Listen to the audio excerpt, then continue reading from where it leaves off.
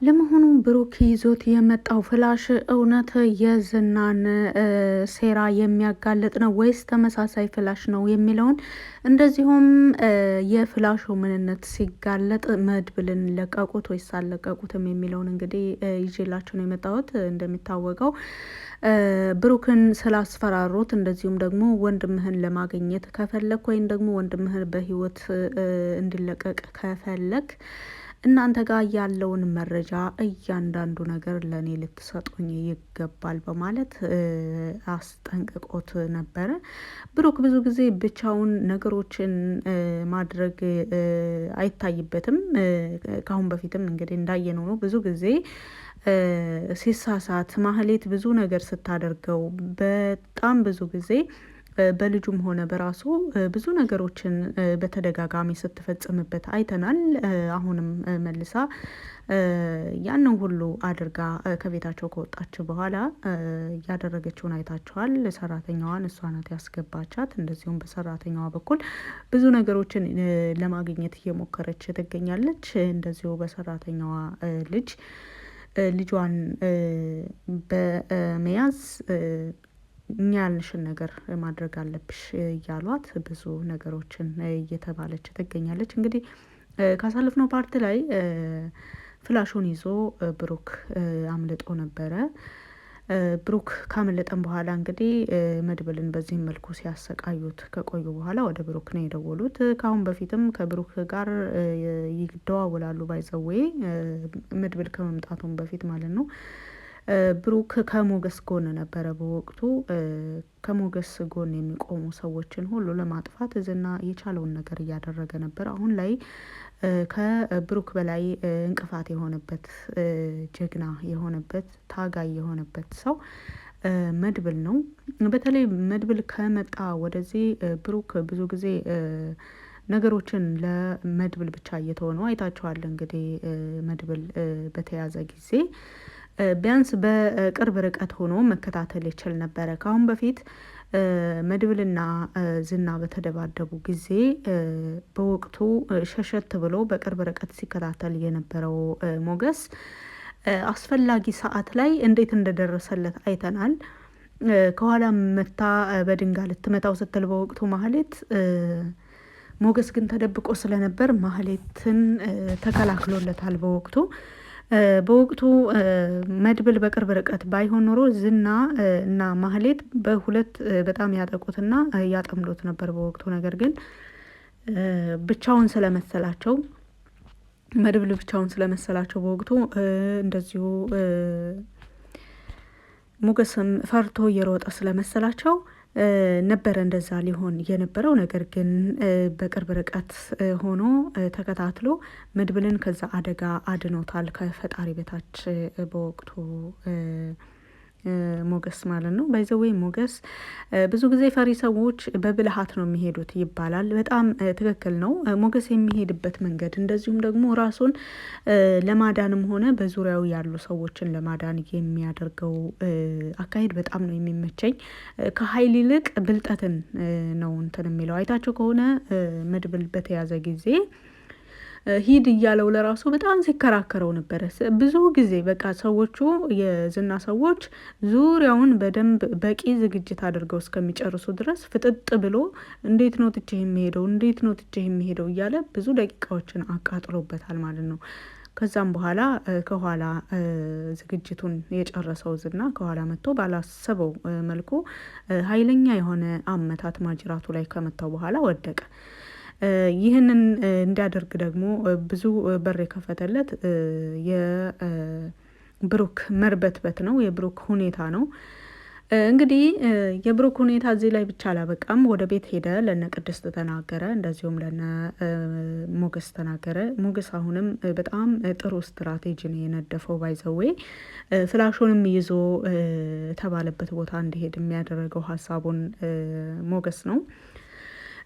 ዝና አሁን ላይ ፍላሹን እንደሚፈልግ እንደዚሁም ፍላሹን ከሰጡት መድብል ላይ ምንም አይነት ጉዳት ሳያደርስ እንደሚለቀው፣ ነገር ግን ፍላሹን ራሱ እዛው ድረስ ይዞለት መምጣት እንዳለበት፣ ያ ፍላሽ ትክክለኛ ፍላሽ መሆኑን ሳያረጋግጥ ከዛ ቦታ መነቃነቅ እንደሌለ ሁሉ አስጠንቅቆት ነበረ። በሰው መላክ ምናምን የለም። ለዛም ነው ብሩክ እዚህ ድረስ በእጁ ይዞለት የመጣው። እርግጥ ተመሳሳይ ፍላሽ ነው፣ ምንም አይነት ሌላ ቅጂ እንደሌለው የሚያሳይ ነገር ነው ይዘው የመጡት። እንደዚሁ በአካልም ብሩክ ይዞት ፍላሹን መጥቷል። ነገር ግን ያሉበት ቦታ ፍላሹ ልክ ነው አይደለም የሚለው፣ እንደዚሁም ደግሞ ፍላሽ ውስጥ ያለው የተጫነው ቪዲዮ የጠበቃውንም ሆነ እንደዚሁ የዝናን እያንዳንዱ ነገር እንግዲህ ጠበቃው በንግግሩ ላይ በህይወት መኖሩን ብቻ አይደለም የተናገረው። ከዝና ጋር ሲሰራ በነበረ ጊዜ ከዝና ጋር ሆኖ ምን አይነት ወንጀል ሰርተው እንደነበረ፣ እንደዚሁም ደግሞ በምን አይነት ስራ ላይ ተሰማርተው እንደነበረ፣ እሱን በምን አይነት መልኩ ወደዛ ስራ እንዳስገቡት፣ ከእስር ቤት እንዴት እንዳስወጡትና እያንዳንዱ ነገር መጨረሻ ላይም የፈጸሙበትን ነገር ምን እንደሆነ ሙሉ ለሙሉ ነው ያሰፈረው። ይህ ሁሉ ዝርዝር ይቅርና ጠበቃው በህይወት መኖሩ ብቻ መታወቁ፣ እንደዚሁም ደግሞ ጠበቃው አሁን ያለበት ሆስፒታል መታወቁ በጣም ከባድ አደጋ ነው ለዝና። ጠበቃው በህይወት መኖሩን ህዝብ ማወቅ የለበትም። እንደዚሁም ጠበቃው ማንም ሳያገኘው ዝና መጨረስ ይፈልጋል። ምክንያቱም ጠበቃው በህይወት ካለ ሞገስን ማጥቃት አይችልም። ሞገስን እንግዲህ ለምን እንደሚያጠቃው ብዙዎቻችን እናውቃለን። በሉላ አማካኝነት ነው። ሉላን አሁን ላይ ዝና ባይፈልጋትም እንኳን በሞገስ ቁጥጥር ስር እንድትሆንም ሆነ ከሞገስ ጋር ደስተኛ እንድትሆን ፈጽሞ አይፈልግም። እያንዳንዱ የፋይሉን በፍላሽ ውስጥ ያለውን ፋይል ሙሉ ለሙሉ ወደ ዝና አስተላልፈው ወደ ሌላ ፍላሽ ማለት ነው። ነገር ግን ጠበቃው በህይወት መኖሩን ብቻ የሚያሳይ ተኝቶ ጠበቃው ሲንቀሳቀስ በህይወት መኖሩን የተናገረውን ነው እንጂ ሌላውን ፋይል ሙሉ ለሙሉ ማንም መቀረጹን አላወቁም። በተለይ ዝና ይህንን ነገር አያውቅም። አሁን ይዘውለት የመጡት ፍላሽ ጠበቃው በህይወት መኖሩን፣ እንደዚሁም ጠበቃው የሰራቸውን ቪዲዮዎች የተወሰኑትን ብቻ ነው ይዞለት የመጣው።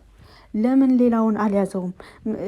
ይህንን ሌላውን ይዞት ያልመጣው በሀሰተኛ መረጃ ነገሮችን ለማጭበርበር እየፈለገ ነው ያለው ዝና። የትክክለኛው መረጃ ከመጣለት በኋላ ምናልባትም እንኳን ሌላ ኦሪጂናል እነሱ ቢኖራቸውም እንኳን ይሄ የሀሰተኛ መሆኑን እንትን ለማለት ይሄን ተመሳሳይ እኮ እኔም ጋር አለ፣ በማንኛውም ጊዜ እንደነዚህ አይነት ነገሮችን መስራት ይቻላል በቴክኖሎጂ ለማለት ግዴታ ቪዲዮ ማግኘት ነበረበት። ይህን ነበረ ሀሳቡ ዝና። ነገር ግን ይህንን ቀድሞ ከዝና 3 እርምጃ ቀድሞ እያሰበ ያለው ሞገስ ይህንን ነገር አገናዝቦ ተጨማሪ የሆኑ ትክክለኛ የሆኑ ያ ጠበቃው ሲናገር በወቅቱ በዛኑ ቀን የወጣ ጋዜጣ ይዞ ነበረ።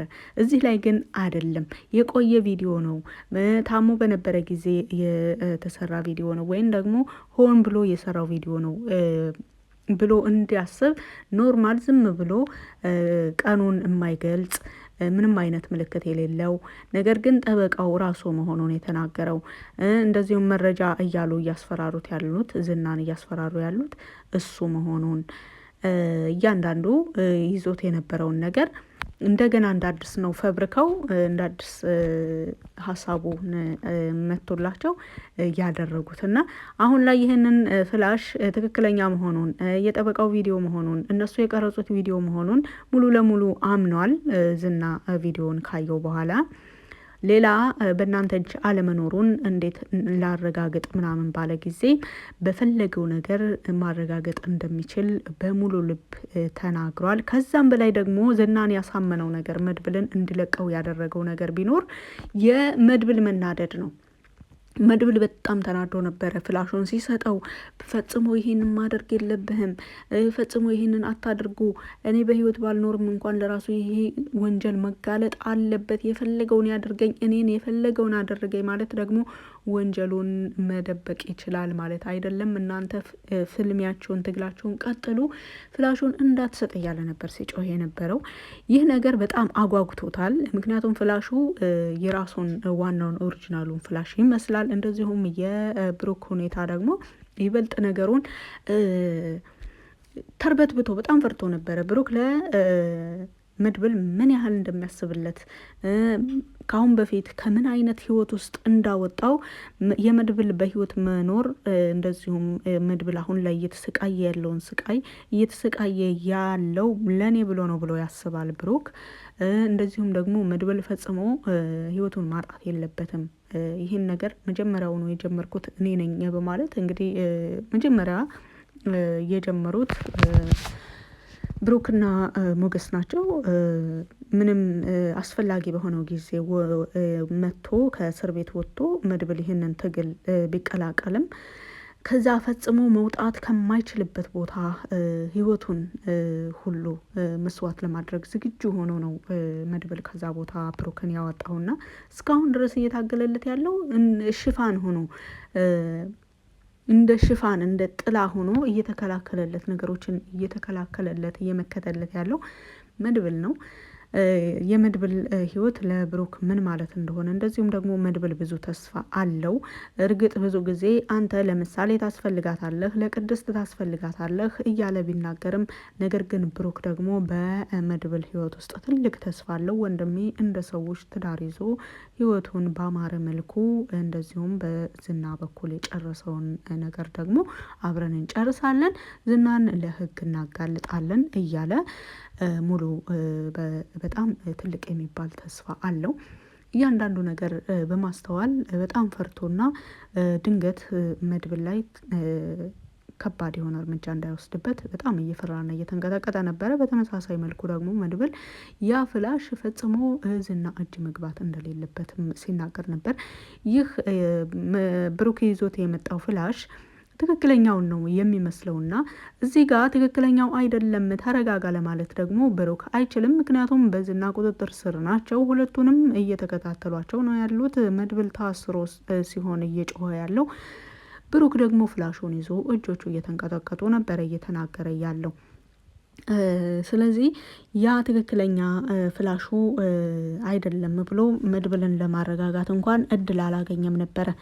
ይህንን የነገረው በኋላ ነው ነገሮች ከተስተካከሉ እንደዚሁም ደግሞ ቪዲዮውን ካዩት በኋላ ቪዲዮውን እያዩት በቅርብ ርቀት መድብልም ሲመለከት ነበረ እንደዚህ ራሱን እንደምንም አንገቱን እያጣመመ። ነገር ግን ጠበቃው ሲናገር በነበረ ጊዜ መድብል በወቅቱ ነበረ በአካል እየተቀረጸ ያለ ጠበቃው እያየ ነበርና በወቅቱ ጠበቃው ጋዜጣ ይዞ በዛን ወቅት የተነገረ መሆኑን በዛን ወቅት የተሰራ ቪዲዮ መሆኑን ጋዜጣውን በእጁ ይዞ ነበረ ሲሰራ የነበረው። እዚህ ላይ ዝና ላይ እየተናገረ ያለው ግን ለዝና የተሰጠው ፍላሽ ላይ ምንም ነገር አልለበሰም። ራሱ ላይ ትንሽ ነገር አሰራ አድርጎ ኖርማል ንግግር ነበረ እየተነጋገረ ያለው። አንዳንዴ ድምፁ ሁሉ ብዙም አያስታውቅም። ለምንድን ነው እንደዚህ የድምፁ የፍላሹ ድምፅ እየደከመው ብሎ በጠየቀም ጊዜ ታሟል፣ በጣም ታሞ ነበረ በማለት ተናግሯል። አሁን ሰውየው የት ነው ያለው፣ የት እንዳለም ትናገራላችሁ በማለት እፈራለሁ ብሎ ወደ ክፍለ ሀገር እንደሄደ ነው የሰማ ነው። እኛ ጋር አንድ ቀን ብቻ ነው ያደረው በማለት ተናግረዋል። እንግዲህ ቪዲዮ እነሱ ቤት የተቀረጸ መሆኑን በመጠኑም ቢሆን ያስታውቅ ነበር። አሁን ላይ ጠበቃው ያለው ሆስፒታል ነው። ይህንን ነገር ቅድመ ዝግጅት አድርገውበት ይህን መድብልን ለማዳን ከዛ ቦታ ለማስወጣት ያደረጉት ሴራ በጣም ደስ የሚል ነው። ለዚህ ነው ሞገስ በጣም ስማርት የሆነ አይምሮ ነው ያለው። ፈጽሞ አንድ ሰው ሊያስበው የሚችለው በዚህ አይነት መልኩ ነው ብሎ ካሰበ በኋላ እሱ ደግሞ 2 እርምጃ ቀድሞ በዚህን መልኩ ግን ሊያዋጣንም ይችላል፣ እንደዚሁም ደግሞ እግረ መንገዱን ትርፋማም ሊያደርገንና ማንም ሰው ላይ ጠረጥረው ይችላል ብሎ የማሰብ ችሎታው በጣም ብቁ የሆነ ችሎታ ነው ያለው። ባይ ዘ ዌይ መድብል ማን ነው የሞገስን አስተሳሰብ ዝና ለራሱ በጣም ይፈራል። ኃይለኛ ሰዎች ትግላቸው ፊት ለፊት ነው፣ ነገር ግን ፈሪ ሰዎች ብልህ ናቸው። ፈሪ ሰዎች የሚሄዱበት መንገድ በጣም ያጋልጣል በማለትም ሲናገር ነበር ዝና በራሱ አንደበት። ምክንያቱም ከአንድም ሁለት ሶስቴ